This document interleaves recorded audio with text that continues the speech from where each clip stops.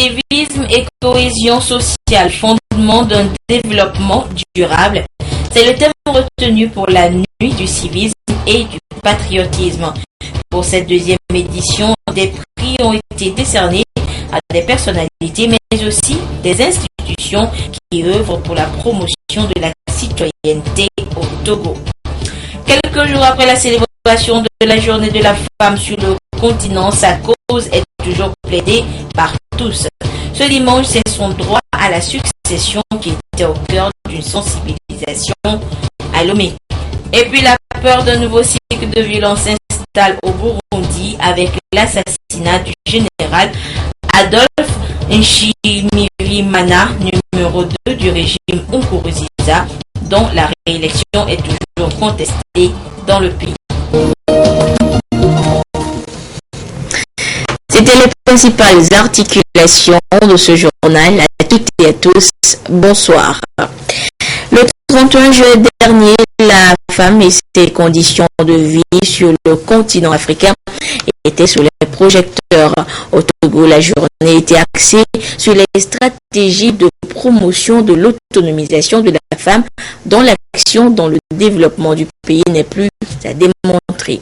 Une problématique prise en compte également par les membres de la Fédération des femmes de la COSA. Nestor Mzo. Ce sont les membres de la FUGFK, Fédération des unions de groupement de femmes de la COSA, qui célèbrent la journée du 31 juillet dédiée à la femme africaine. Les femmes togolaises font plus de 51% de la population du pays. Bien que majoritaires, elles sont marginalisées dans beaucoup de domaines, à l'instar de leurs sœurs du continent noir. L'instauration de la journée de la femme africaine répond au souci de l'accentuation de la sensibilisation pour renverser la tendance. L'autonomisation de la femme est devenue un thème récurrent dans les manifestations en l'honneur de la femme. C'est sous ce même thème que la FUGFK a placé la célébration de la 53e journée de la femme africaine. Depuis des années, nous avons compris l'idée du chef de l'État qui prône pour le développement. Quand la femme est autonome dans la famille, toute la famille se réjouit. Il y aura à manger, il y aura à faire tout. Et les enfants seront contents, comme le monsieur aussi. Et tout le monde va vivre dans l'ambiance. Nous disons aux femmes de travailler. Nuit et jour, la femme doit se battre. Quand la femme se bat et ses activités marchent, elle contribue, que ce soit sur le plan national, que ce soit dans la famille, que ce soit au niveau de l'État, elle contribue beaucoup. Le préfet de la COSA a félicité la Fédération des unions de groupement des femmes de la COSA pour l'organisation de cette manifestation qui marque la célébration de la journée de la femme africaine. Le colonel Raymond Baliba Bakali a encouragé cette fédération à s'investir davantage dans ses activités génératrices de revenus pour l'atteinte de l'autonomisation de la femme dans la COSA. Dans la foulée de cette célébration, une compétition de chansons populaires a été initiée. Tous les 15 cantons de la préfecture y ont participé. Le canton de Landa est arrivé en tête de cette compétition. Il est suivi de Pia et de Tchara. Sur le continent, la femme est également lésée lorsqu'il s'agit du droit à l'héritage. Elle est spoliée de tout bien durant la succession. Une situation que le gouvernement togolais veut inverser en modifiant les textes du nouveau code des personnes et de la famille. Et déjà, l'association des juristes chrétiens du Togo porte l'information aux populations. Ramdan Bassina. Le plus souvent, seuls les descendants sont pris en compte par les coutumes lorsqu'il s'agit de l'héritage ou du droit à la succession au détriment de la veuve. Le plus survivant est dépourvu de tout et n'a pas accès à la terre. Il n'y a pas longtemps, un nouveau code a été voté. le code des personnes et de la famille. Donc nous voulons à travers cela faire comprendre à nos frères et sœurs qu'ils doivent quand même s'approprier ces codes-là pour savoir ce qu'il y a dans ce nouveau code. Nous voulons aussi apporter le droit à la population à la base. Le droit ne peut pas seulement être l'apanage des juristes. Si un mari meurt et la famille du défunt fait sortir la femme dans la maison avec ses enfants, c'est méchant. Tellement que si on peut enrager ça aujourd'hui, ce serait bon aussi. Le nouveau code de protection de la famille, adopté en novembre 2014, renforce l'égalité entre citoyens et promeut la cohésion sociale. Ce texte a revu certaines discriminations à l'égard des femmes, notamment en matière de succession. Qu'est-ce que la loi dit? Mais la femme a droit à la succession, mais dans une certaine proportion. La femme doit hériter du quart de la succession du patrimoine de son mari si elle a été légitimement mariée à cet homme-là. Personne ne peut lui contester ce droit. Et en plus, elle doit demeurer dans la maison du mari pendant un certain temps, même si elle n'est pas légitimement mariée. Puisque la loi permet à la femme qui n'est pas légitimement mariée, même à l'homme, de vivre au moins pendant 300 jours. Ça fait 2 ans et demi. Donc, la loi est claire. La femme qui est légalement mariée à l'homme a droit à la succession. Toutes ces réformes visent à réduire les discriminations basées sur le genre. La vulgarisation de ce code fait l'objet de sensibilisation ici à l'église des Assemblées de Dieu par l'association des juristes chrétiens du Togo, AJCT. Elle a vu le jour en 2007 et la promotion des droits des femmes est un axe particulier sur lequel elle oriente ses actions. Et toujours pour plus d'autonomie, les femmes de Bassar ont choisi l'opportunité du 31 juillet pour lancer un appel aux chefs traditionnels pour la suppression des lois ancestrales interdisant l'accès des terres aux femmes. Nous retrouvons Nestor Monzo.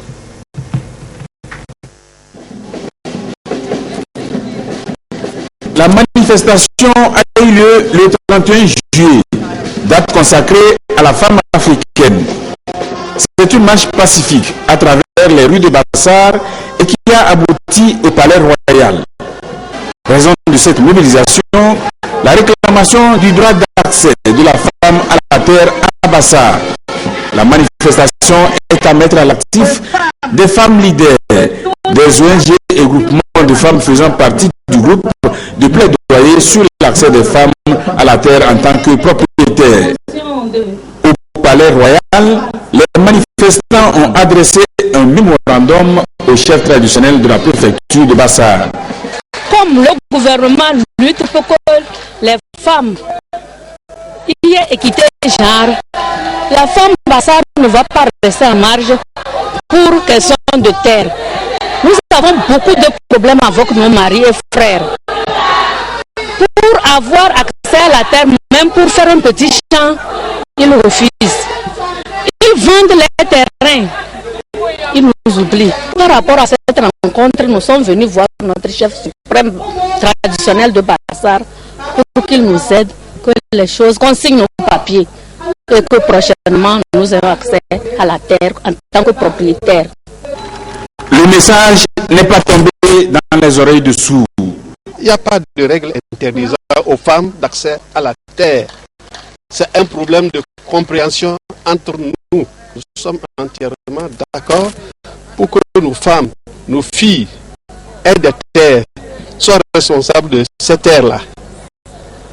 Le seul problème qui peut peut-être clocher, c'est au niveau de nos neveux.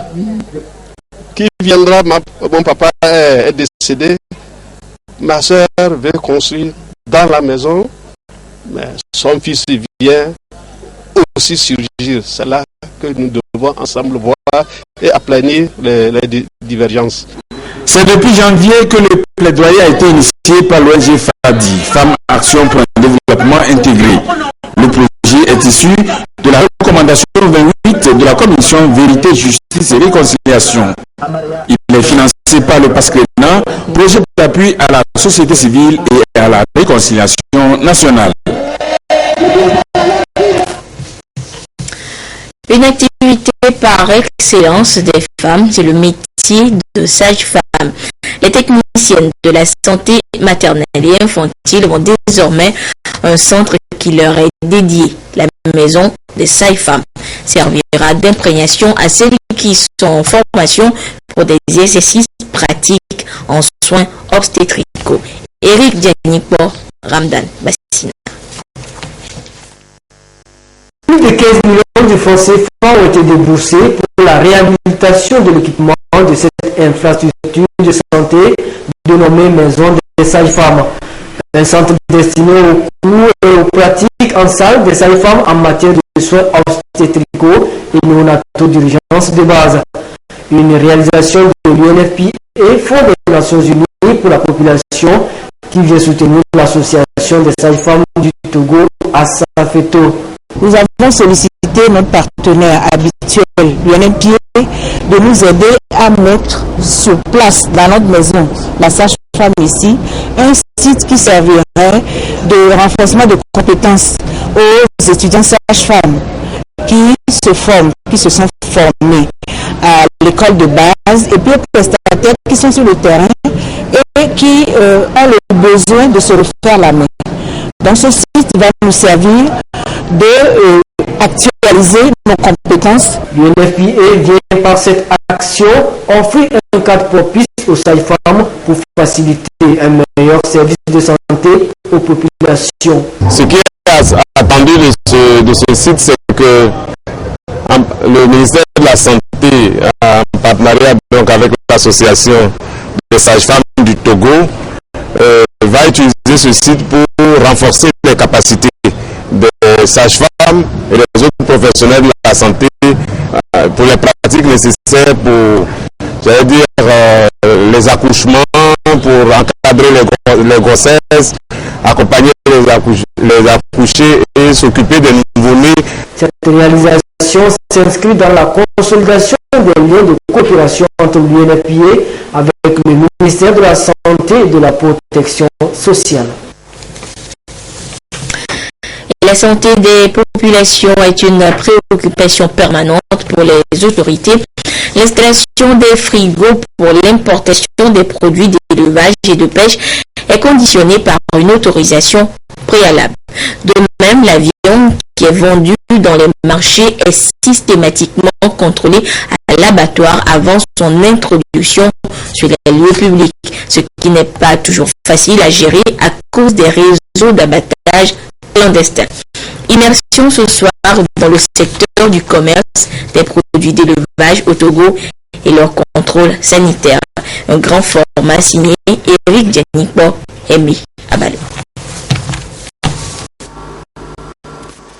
Au Togo, l'importation de viande et tout autre produit issu d'élevage est soumise à une autorisation préalable des autorités, selon un décret officiel en vigueur.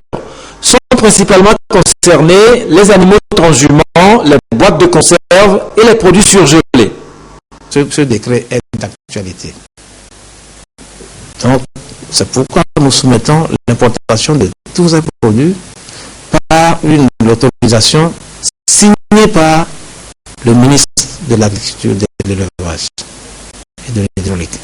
Donc, avant d'importer un produit d'élevage ou bien d'installer votre ferme, vous avez l'obligation de faire une demande d'autorisation d'installation ou une demande d'autorisation d'importation des produits que vous avez besoin. Et après, c'est après étude de ce dossier que nous donnons techniquement l'avis technique au ministre qui signe alors le document qui vous permet de faire introduire le produit sur le territoire.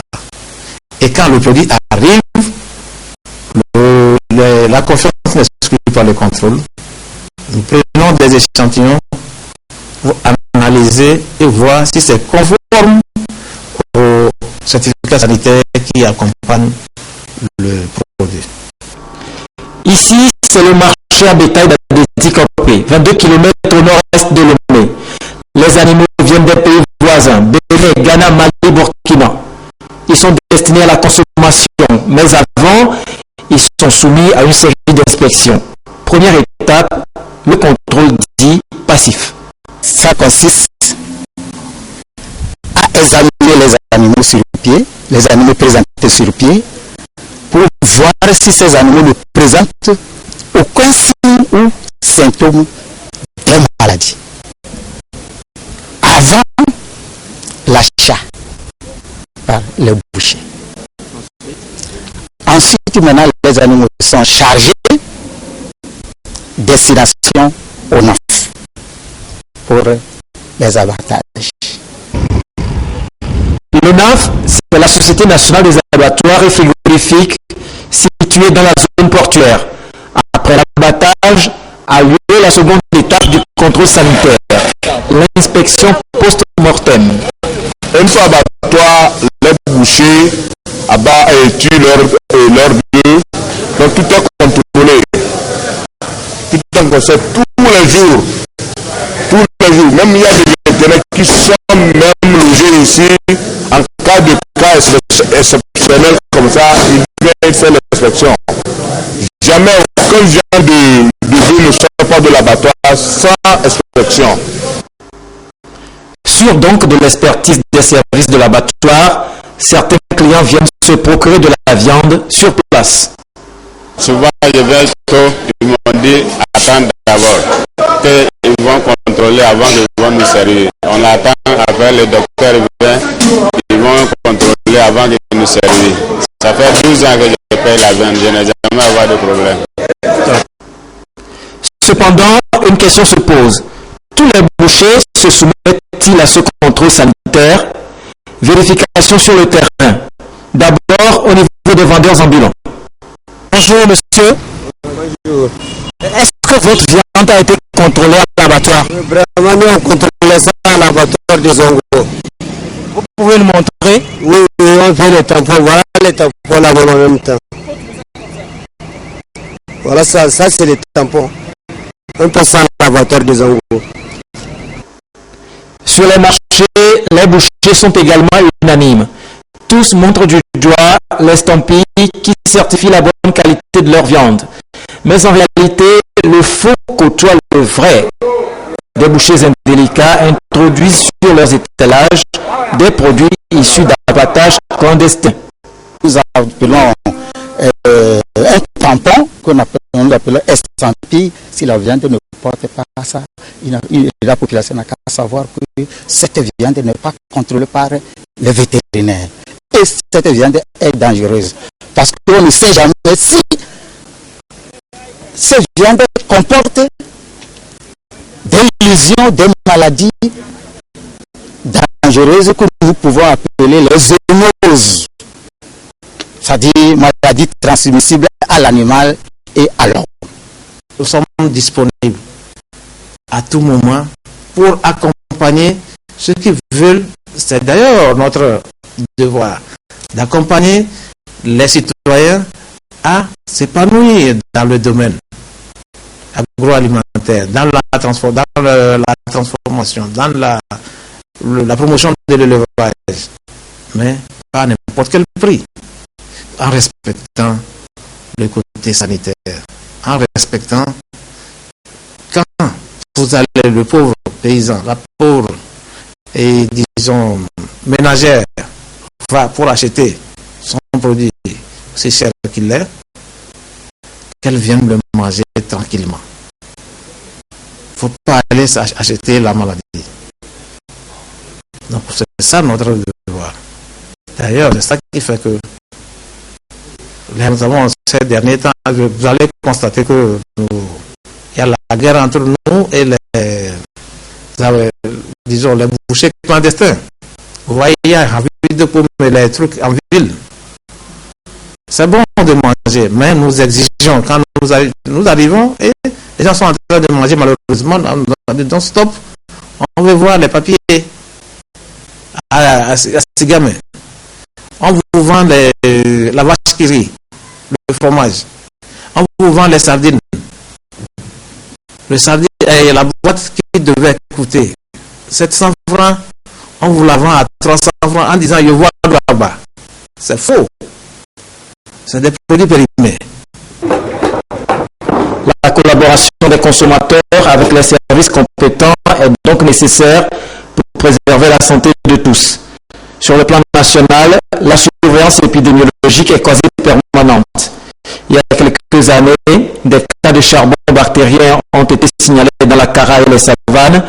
Des mesures idoines ont été prises, les foyers suspectés ont été détruits et les éleveurs indemnisés. Retour à Cara à présent, où s'est tenue une séance de travail des officiers supérieurs de l'armée togolaise et des membres du comité de suivi du droit international humanitaire.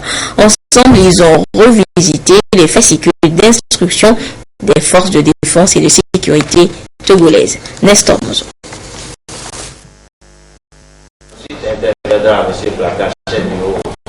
Au sein des forces de défense et de sécurité togolaises, les officiers ont été désignés pour faire partie du comité de suivi du DIH, droit international humanitaire.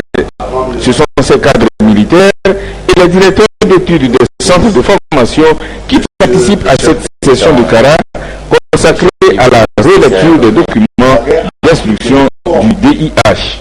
Jusqu'à 1996, ce droit était enseigné au cadre. À partir de ce moment, le chef d'état-major général a pris la décision de diffuser et de faire en sorte que ce droit soit intégré au cursus de formation du soldat. C'est ainsi que, à partir de la formation de base, ce droit est enseigné dans les écoles de formation des officiers, aussi bien de formation en état-major. Cette session de renforcement de capacité a été possible grâce au CICR, Comité international de la Croix-Rouge. Aujourd'hui encore, nous sommes présents aux côtés des forces armées togolaises pour les accompagner dans la relecture des fascicules d'instruction, parce que les premiers fascicules d'instruction ont été élaborés au milieu des années 90, réédités en 2010, et dans le cadre de notre soutien aux forces armées togolaises, nous prévoyons une réédition de ces fascicules en 2016, mais vous convenez avec moi qu'il y a un travail préalable à faire, qui est celui que nous faisons actuellement dans le cadre de cet atelier. Le droit international humanitaire est un droit dynamique. Il évolue au gré des conflits. Ce droit a donc besoin d'être actualisé pour prendre en compte les nouvelles préoccupations sur les théâtres d'opération. Hors du Togo, au Burundi, le général Adolphe Nshimirimana, l'un des hommes forts du régime de Pierre Nkurunziza, a été tué ce dimanche à Bujumbura dans une attaque à la roquette. Un assassinat qui fait craindre un nouveau cycle de violence dans le pays. La voiture a été touchée par 2 roquettes puis arrosée à l'arme automatique. Les assassins d'Adolphe Nshimirimana ne lui ont laissé aucune chance. L'entourage du président Nkurunziza semble abasourdi. Le général Adolphe était un proche du chef de l'État, un intime souvent présenté comme son bras droit. Ancien chef des services de renseignement, puis chef d'état-major intransigeant, il avait été remplacé il y a 10 mois par un général réputé plus modéré. Officiellement chargé de mission auprès de la présidence, il continuait d'agir dans l'ombre. Si l'on en croit les opposants comme les proches du pouvoir, Pierre Nkurunziza lui devrait en grande partie sa réélection. C'est lui qui aurait mobilisé les partisans du président, lui encore qui aurait orchestré la répression contre les manifestants qui protestaient contre un 3e mandat du chef de l'État, plus de 400 morts et 500 blessés, et c'est à lui qu'on attribue l'échec du coup d'État en mai Une personnalité incontournable dont la disparition inquiète, sans que les meurtriers aient été identifiés. Certains de ses partisans au sein de l'armée crient déjà la vengeance. L'opposition craint des représailles. Personne n'ose encore prononcer le mot, mais le spectre de la guerre civile est dans tous les esprits. Au Mali, la mise en place du comité de suivi de l'accord de paix bute toujours sur des désaccords. Certains groupes armés contestent toujours certaines clauses de l'accord et rechignent à désigner leurs représentants qui devront siéger au sein du dit comité. L'application effective des accords de paix concernant la fin du conflit dans le nord du Mali traîne, signé le 20 juin 2015 par le gouvernement malien et la coalition des mouvements de la Zawad. La feuille de route peine à être matérialisée. Le règlement intérieur, le financement et le calendrier de mise en œuvre de l'accord ont été adoptés le 21 juillet 2015, mais l'accord est confronté à plusieurs obstacles, notamment la composition des membres du comité de suivi de l'accord. On a mis du temps pour mettre une commission en place, une commission qui doit s'affaire pour la mise en œuvre de cet accord. La commission d'abord a traîné pour sa mise en place, ensuite un règlement est voté, mis en place finalement, mais réellement sur le terrain, les forces ne sont pas désarmées. Donc c'est en déphasage avec tout ce qui a été signé et tout ce qui a été convenu entre les groupes armés et le gouvernement de la République. 4 autres mouvements rebelles non signataires de l'accord contestent également le traité. Sur la mise en œuvre de l'accord d'Alger qui a été passé, ensuite signé et re-signé à Bamako, traîne tout simplement parce qu'il y a une divergence d'approche par rapport à la résolution du problème. Dans cet accord d'Alger, il est dit que 2 mois après la signature, il faut que les forces, les hommes en armes soient cantonnés des armées. Pour sortir de l'impasse, des voix s'élèvent afin de faire signer l'accord aux mouvements non signataires. Elles prônent également leur intégration au sein de la CMA, la coordination des mouvements de la ZOAD ou de la plateforme des mouvements républicains du 14 juin 2014. Retour en page nationale pour soutenir l'éducation des jeunes filles. La jeunesse antonienne du Togo vient d'ouvrir les portes d'un nouveau centre d'accueil. Les travaux ont coûté 20 millions de francs CFA et le centre a été inauguré par l'archevêque de Lomé, Monseigneur Denis Abouzou Diakba. Le compte rendu avec Augustin Kossi, Charlotte Simé.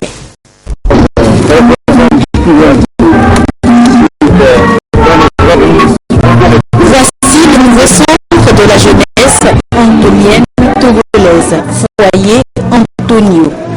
Un cadre dédié à l'éducation de la jeune fille. Il est inauguré au cours de cette messe pontificale concélébrée par Monseigneur Denis Abouzou Diakba, archevêque de Lomé. L'inauguration coïncide avec le 10e anniversaire du foyer. Aujourd'hui, notre rêve est devenu réalité et nous en sommes très heureux. Avec les filles, elles sont scolarisées. Au niveau du centre, elles suivent des activités socio-éducatives qui leur permettent de s'épanouir. De l'évangile de Matthieu 5, l'archevêque a convié les fidèles à la culture de la bonté, de la miséricorde, à travers les symboles du sel et de la lumière. Jésus dit que nous soyons sel de la terre, faire en sorte que le monde soit vivable, que le monde soit un monde fraternel, faire en sorte qu'à côté de nous, les gens se sentent à l'aise, comme des frères et des sœurs. Alors, l'éducation première qu'on va donner aux jeunes filles qui vont venir au foyer, c'est faire en sorte qu'elles soient celles pour tout le monde. Vous êtes aussi la lumière du monde, mais soyez des personnes qui donnent du goût au monde. Le foyer Antonio est créé il y a 10 ans et compte plus de 70 jeunes filles anciennes outre-mer et 15 actuellement en interne. Il promeut l'excellence de la gente féminine via l'éducation de la jeune fille en conflit avec la loi et surtout en situation de vulnérabilité.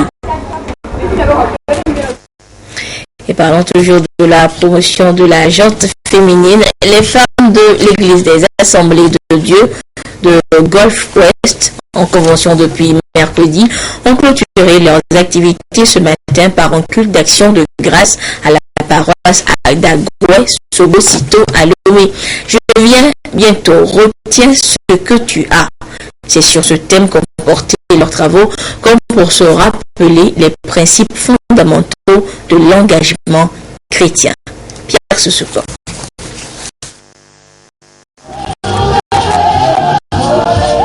C'est la fin de 5 jours de convention des femmes de l'Église des Assemblées de Dieu, région Golfe-Ouest. Réunies autour de leurs responsables, elles ont procédé à une relecture de leur vie de femmes engagées à la suite du Christ. Et les thèmes retenus pour cette convention restent évocateurs. Où es-tu? Ou encore, foi chrétienne face aux difficultés de l'heure. Des thèmes qui les interpellent à savoir concilier leur engagement chrétien avec celui du foyer. Le thème de notre convention cette année, c'est je viens bientôt, retiens ce que tu as. Et nous savons que le Seigneur, il a dit dans sa parole d'être ferme dans tout ce que nous faisons. Et nous savons que avec la persévérance, avec le courage, avec l'amour, tout ce qu'il nous a recommandé, nous le ferons. Nous avons un atelier fait. Où es-tu dans ta position? Nous avons eu à faire des veilles de prière. Vraiment, des miracles se sont produits. Le Seigneur a œuvré. Le Seigneur a œuvré dans la vie des femmes. Au culte de clôture de la convention dirigée par le président national des églises des assemblées de Dieu, ces femmes ont été exhortées à faire de la prière leur combat de tous les jours. Le pasteur Diakouti Mitré les a également invités à demeurer des modèles de foi et d'engagement dans leurs différents milieux de vie pour essayer d'opérer les changements dont le monde a besoin aujourd'hui. Et on en vient une fois encore à la célébration du 31 juillet, un hommage rendu à la femme africaine qui est sur tous les fronts pour assurer la survie de sa famille. Et à côté des métiers modernes où elle émerge de mieux en mieux, elle conserve aussi certaines activités séculaires qu'elle s'évertue même à transmettre à sa descendance comme le perlage. À la découverte du métier avec Charlotte. On s'y met. Ça brille, ça accroche et ça attire. Les perles, les femmes en font de plus en plus leur passion. Dans cette boutique de la capitale, les images parlent d'elles-mêmes. Des variétés de colliers, losanges, pyramides, sièges du roi, forêts et bien d'autres présentés à la clientèle. Belinda, par exemple, en a trouvé pour son goût. J'ai un événement ce soir, donc je suis venue chercher une perle qui ira avec ma tenue. Donc. Tout comme elle, nombre de femmes préfèrent de nos jours ce type de bijoux pour ses particularités. On va que les perles reviennent encore dans le monde et nous nous sommes dit que si c'est comme ça, on doit créer nos modèles pour pouvoir montrer aux gens comment mettre l'authenticité et montrer la valeur de l'Afrique, puisque en Afrique, ce qui résulte le plus, c'est les perles. Nos grands-mamans portaient des perles, mais aujourd'hui, on ne peut pas trouver des jeunes filles et autour de leur rein des perles. Et nous, on essaie de montrer la valeur de l'Afrique. Au moment où l'entrepreneuriat est promu, d'aucuns trouvent déjà leur secteur d'activité et s'y mettent. Les modèles, c'est pas difficile. Donc, quand je viens ici et on m'apprend Arrivé à la maison, je les reprends et puis je vends ça à mes copines pour pouvoir subvenir à mes besoins. Les gens pensent que les pères sont la panne des femmes, mais moi je m'y mets. Et voilà moi-même mes créations et des sacs, de pochettes, des sacs de sortie que moi-même j'ai fait avec mes propres mains. Il suffit de s'appliquer. Pour ces promoteurs du perlage, le secteur ne déçoit pas. On voit que les gens viennent ici de vite pour pouvoir acheter. Vraiment ça nourrit, pour ne pas mentir. Du fil, des ciseaux, une pince et des perles. Voilà l'essentiel des outils de travail. À cela s'ajoute la créativité, le professionnalisme, la concentration et le tour est joué. Pour l'heure, le marché national est déjà conquis et il ne reste que l'international. Deuxième édition de la nuit du civisme et du patriotisme. Une manifestation placée sous le thème civisme et cohésion sociale, fondement d'un développement durable. À l'occasion, des trophées et distinctions honorifiques ont été décernés à des personnalités et institutions pour leur sens de patriotisme. Éric Dianico, Lucassi, Ramdan Bassina.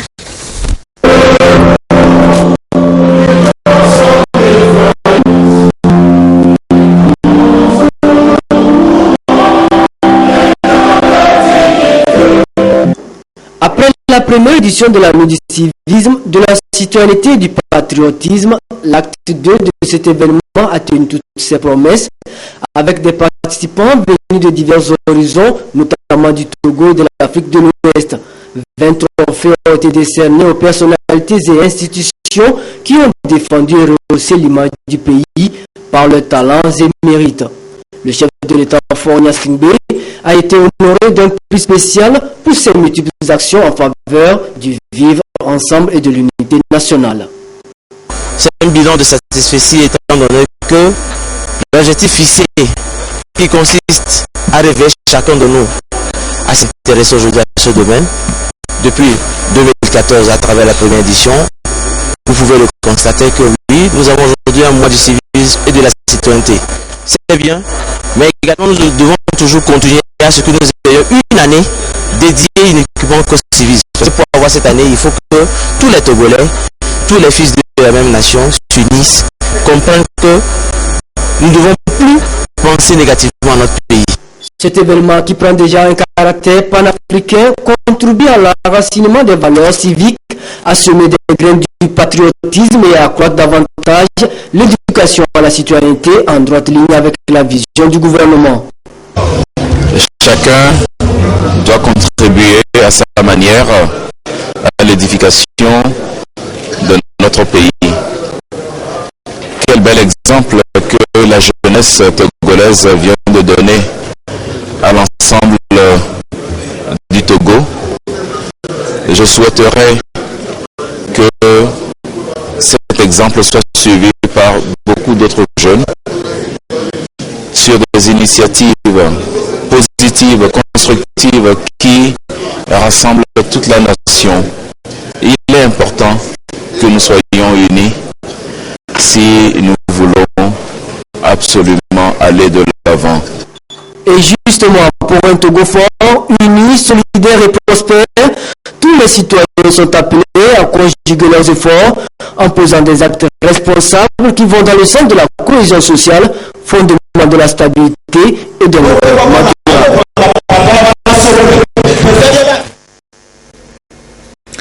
Le groupe SECO a 11 ans cette année, un anniversaire que les responsables de ce groupe spécialisé dans le bâtiment ont célébré à travers plusieurs activités à Soutoubois. La marque Bodiona pour le compte rendu. Le 11e anniversaire de SECO Group est une occasion pour les membres de cette entreprise de se réjouir de la qualité du travail qui est abattu durant son existence.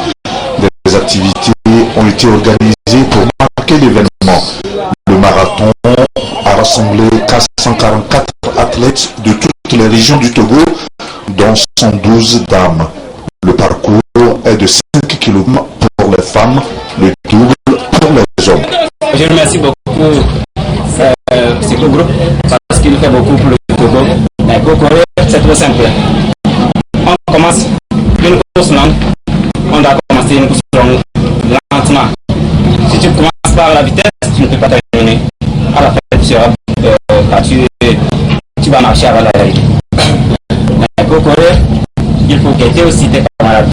Tu vas analyser ceux qui sont plus forts que toi et comment courir avec eux. Le Togo Cellulaire a choisi d'être aux côtés des abonnés, aux côtés de ces jeunes qui aiment le sport et donc nous avons activement participé. C'est dire que l'événement qui nous réunit aujourd'hui est un événement national qu'il faut saluer. Le Togo Cellulaire ne fait pas son choix au hasard. Si on a choisi d'être à Sotobois, c'est parce qu'on a choisi d'être aux côtés de la jeunesse, la relève de demain. Ce marathon, selon les initiateurs, permet d'aider les participants qui ne sont que des élèves à se préparer pour la reprise des classes. Les 10 premiers de chaque groupe ont reçu des prix. Chez les dames, ces prix varient de 500 000 francs CFA à 100 000 francs CFA, tandis que chez les hommes, les prix ont été de 1 million de francs CFA à 100 000 francs CFA. Déjà le matin, les autorités de ces groupes ont fait la pose de première pierre pour la construction du projet d'accompagnement de ferme piscicole de 6 étangs de 1000 m², 6 bacs de 200 m² et une villa à Goma.